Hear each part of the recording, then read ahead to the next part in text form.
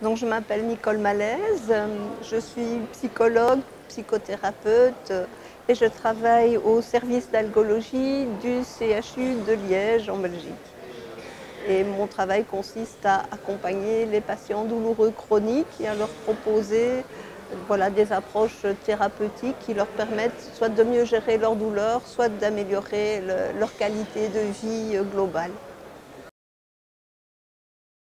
Donc j'ai présenté des résultats de recherche qui portent sur l'évaluation de différentes propositions thérapeutiques qu'on propose aux patients douloureux chroniques dans notre hôpital.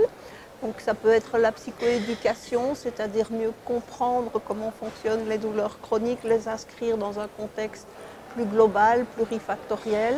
Ça peut être des approches de type kinésithérapeutique ou physiothérapeutique.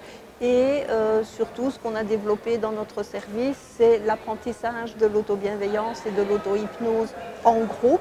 Et donc, je présentais différentes études qui permettent de comparer les résultats de ces différentes approches-là sur différentes dimensions. Par exemple, l'évolution de la perception de l'intensité de la douleur, l'anxiété, la dépression ou les attitudes face à la douleur. Ça, c'était une étude particulière, comme par exemple la perception qu'a une personne de son efficacité à gérer la douleur au quotidien, sa perception de handicap, comment elle associe une douleur et une lésion, ou pour le dire autrement, la pénibilité ou la gravité d'une douleur, comment elle perçoit la modulation de la douleur par les émotions, quelles attentes elle a vis-à-vis de son entourage et comment elle perçoit son propre potentiel de guérison ou de soulagement.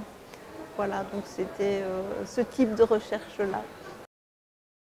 Quand je viens dans ce type de forum, j'attends plusieurs choses. D'une part, c'est le rafraîchissement, parce que la recherche évolue, les travaux évoluent, donc c'est toujours très intéressant de pouvoir participer aux conférences plénières. Et par ailleurs, je viens aussi découvrir les pratiques des collègues à travers les ateliers. Donc certaines, ça peut être des ateliers qui portent davantage sur la focalisation sur les travaux d'Erikson, par exemple.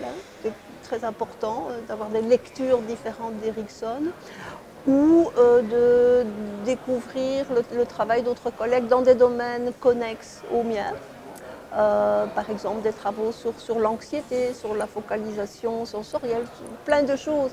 En fait, il y a énormément d'ateliers et donc on peut vraiment aller découvrir et piocher. Et l'idée, c'est vraiment de venir se ressourcer pour travailler aussi par après sa propre créativité dans le travail thérapeutique.